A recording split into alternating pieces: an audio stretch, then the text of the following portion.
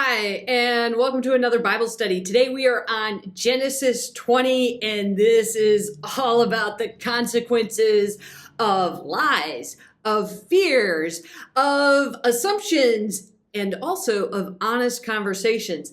This is where, all right, we've had some weird stories, especially if you've been listening like the last two times. Genesis 18, Genesis 19, those are really difficult chapters. This one isn't as difficult, but it's still shady. It's still shady with Abraham and Sarah are now visiting Gerar.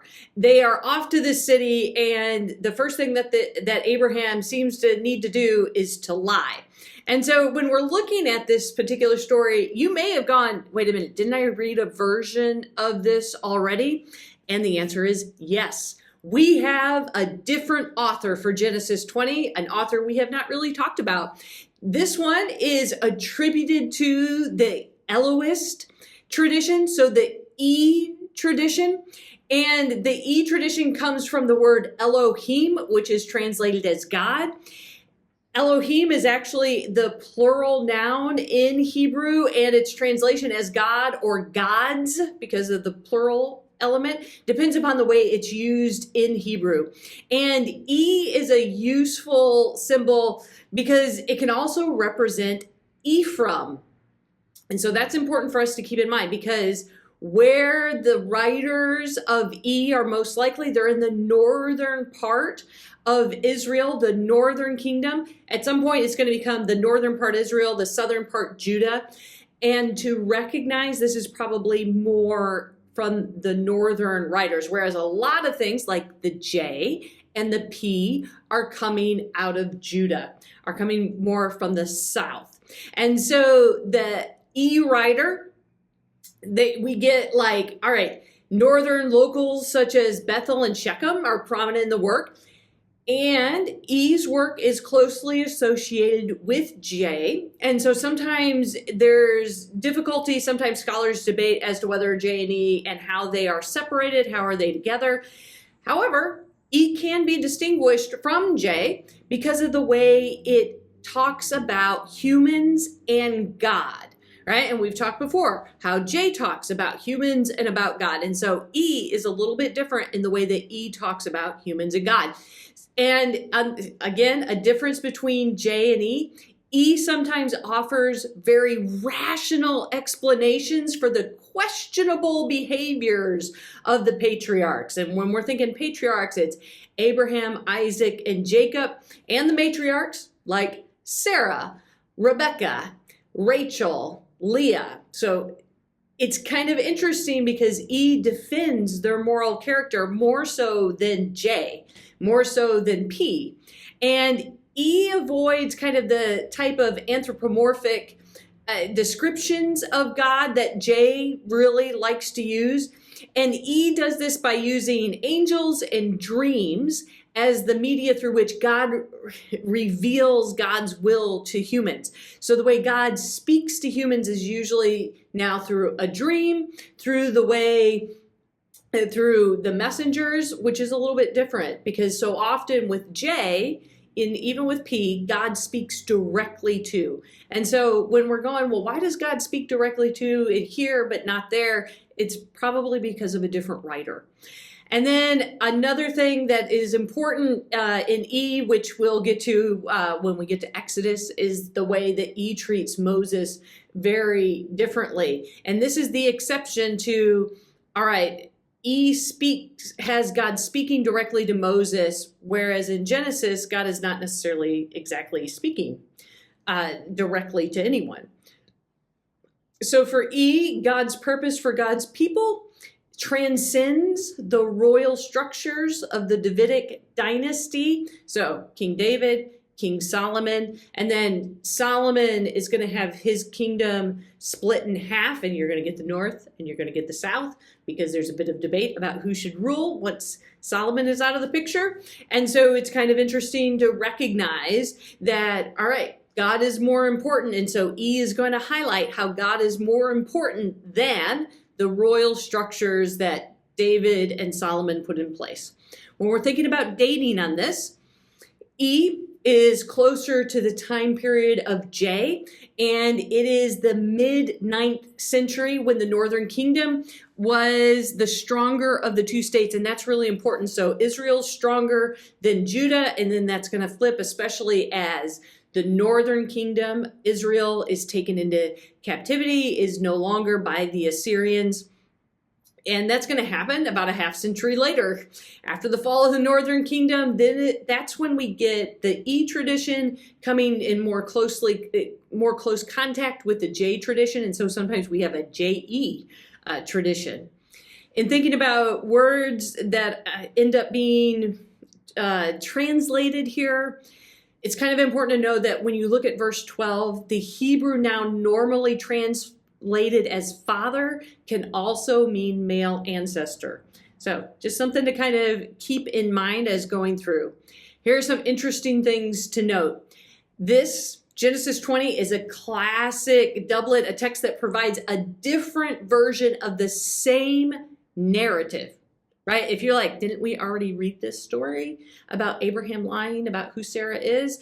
Yes. So once again, Genesis 20, Abraham is passing Sarah off as his sister.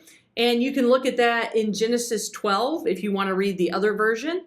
And Genesis 20, really, it's part of the three traditions. So we get Genesis 12 and then Genesis 26. So there are three stories of where the patriarch, two are Abraham, one is Isaac, where they're trying to pass off their wives as their sisters because there seems to be fear of, well, they might kill me if they find out you're my wife. So it's kind of an odd, like, why are you telling this lie?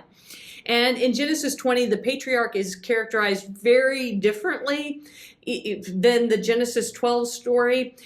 Abraham is he looks a little better in Genesis 20 than he did in Genesis 12. And that story is with the Pharaoh in Egypt. This one is Gerar, so not very far. In verse 1, we have Abraham is on the move further south and west to Gerar. It's a city that's located between Beersheba and Gaza. So if we're kind of trying to get a picture of where this is. And then in verse 2, Abraham's speech is abrupt and without really any rationale as he is on the move to Gerar. The appearance of God to Abimelech, that's kind of interesting, is at night and is one of these moments of epiphanies that gets described throughout the family literature of Genesis. We see others having, Joseph is one who dreams and has epiphanies because of God. And then God is intervening in this moment to prevent Abimelech from having intercourse with Sarah. And this is really important because Isaac is going to be born in Genesis 21. And we might be going, this is kind of a fascinating, the way it's structured is kind of odd, because isn't Sarah an old woman when she has Isaac? And yet this story makes it sound like she's young. And this is the difference in writers. And God initiates that, okay? So with Abimelech, by reporting that he is as good as dead. Things you don't want to dream, things you don't want to hear. And what's interesting is Abimelech challenges. Like, Abimelech's like, hold up just a minute. I didn't know. You're telling me something. I'm blameless. I am innocent of this. And so that gets then reported that Abraham and Sarah have claimed to be brother and sister. So Abimelech say, like, hey, God, they lied. And to think about that, to think about how Abraham and Sarah have lied, and now Abimelech is being told you may die because of their lie. And so this is a moment to really understand the consequences of lying, that consequences can be highly detrimental to people's lives. And so with verse 6, we get God affirms that Abimelech is blameless. So it's like in this conversation, God's like, oh, you are blameless in this. And that moment of conversing with God, which is important, that moment of recognizing the pain that can come from lies, the moment of going, wait a minute, am I blameless and innocent? Oh, yes. And it's interesting because we may not experience this in the same way, but my guess is we've had moments in our lives when maybe we've been on the receiving end of lies. And it's another moment to consider, all right, if we've ever been on the receiving end, how do I conduct myself in an honest and truthful manner with others? Because the things that we say can have real consequences. So the phrase against me, that's kind of like, whoa, that it's striking. And it's because the offense that Abimelech might have committed would have not been simply against Abraham, but first of all, against God. So this is also an interesting development in E's tradition of going, actually, this is a problem not just with Abraham, but it's a problem with God as well. And that the restoration of Sarah to her husband will then enable Abraham to intercede on behalf of Abimelech so that he and all who are with him will not die. So it's like all of a sudden Abraham gets to be righteous again and gets to be like, oh, no, we need to take care of Abimelech. So here, Abraham is in the role of an intercessor, and that is characterized as a prophet. And this is unique because few prophets depicted pre-exile, and when I say pre-exile, I mean before the Babylonian exile in the 500s, and few of those prophets ever acted as intercessors between some party and between God. So kind of interesting that in this case, what happens. In verses 8 through 18, the narrative moves from evening to early the next day, from the world of dreams to the realm of royal initiatives. And Abimelech calls for Abraham, charging him with inappropriate behavior, things that should not be done. Abimelech's like, you shouldn't have lied. And so they're having an honest conversation. And that's so important, these honest conversations. And it's interesting because Abraham now defends himself when confronted by this, which Abraham often can make excuses. But the first we could understand maybe that he may have maybe reflecting like this moment where he's seen the problems of Sodom, he's seen the destruction, and that Abraham is worried about the condition of Gerar. He doesn't think Abimelech maybe is that good of a guy. In fact, he doesn't think Abimelech is God-fearing. And so we have Abraham assuming things about Abimelech that actually aren't true. And there is yet another problem of making assumptions that are, again, detrimental, making assumptions that are really untrue about someone else. And then second is Abraham's claim here that Sarah is a female relative.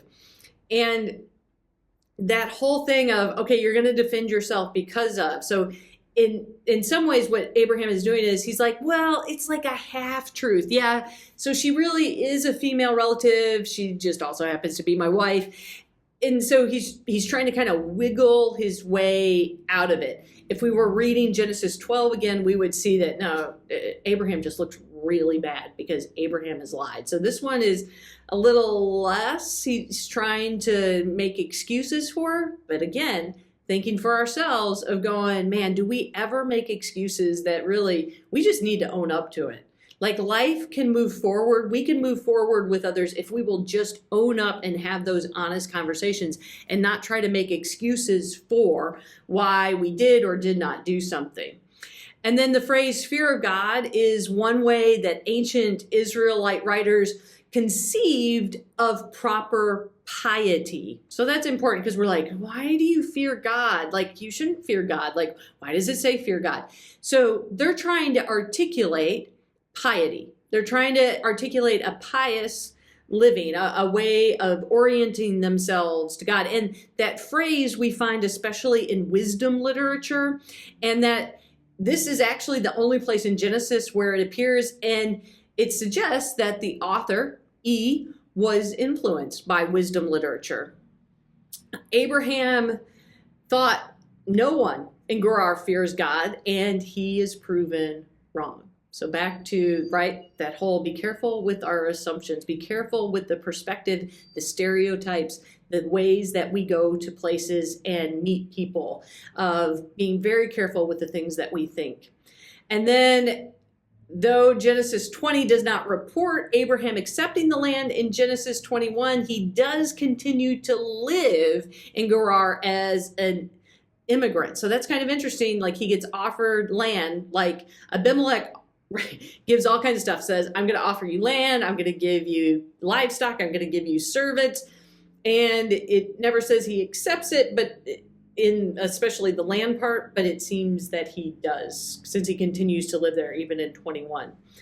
And this particular version of the wife-sister narrative presents 4 characters in a positive light, right? We have God is in control, Abimelech is innocent, Abraham is a prophet, and Sarah has not been touched by the foreign king. So kind of interesting what gets highlighted here.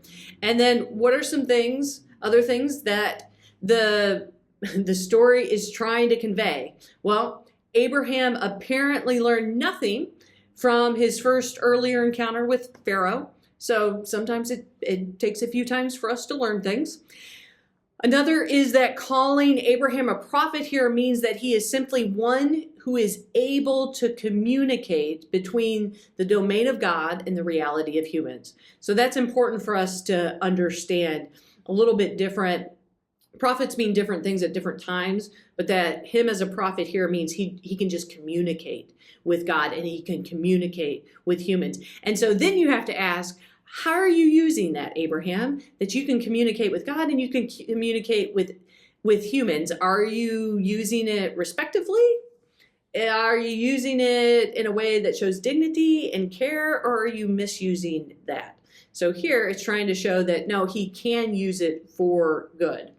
When he's confronted by Abimelech, Abraham finds lame excuses similar to the ones he voiced earlier to Pharaoh. Like I said, what are the excuses that we are kind of making? And Abraham was wrong to lie and wrong about Abimelech fearing God. So that's also important to note, that Abraham can be wrong, and to recognize those moments when maybe we are wrong about something. And how do we go about moving forward? How do we go about, is it fixing something? Is it having a conversation? How do we go about once we realize we are wrong about something or someone? And that the story tries to convey that Abraham feared humans more than he feared God. And he was willing to sin by handing over his wife, or maybe his real issue is fear, not fear, but instead greed. Because Abraham's deception in Egypt and here is very profitable. And so it brings up the question, Abraham, are you doing this on purpose? Are you doing this because of fear? Or are you doing this because of greed? And then another thing that the story is trying to convey is that God is the author of all life. God is in charge of everyone's lives, whether that's Abraham's life or Abimelech's, everyone. And so as you're thinking about this story and thinking about that whole notion of, all right, what are the consequences of lies, fears, assumptions, and honest communication? Does it help us think through the ways that we act and the ways that we engage with those around us, no matter the situation? Are there times we need to go, wait a minute, I think I'm making an excuse? Are there times where we need to make things right? And how do we make those things right? So I hope you have found this helpful, and may your day be blessed. Have a good one.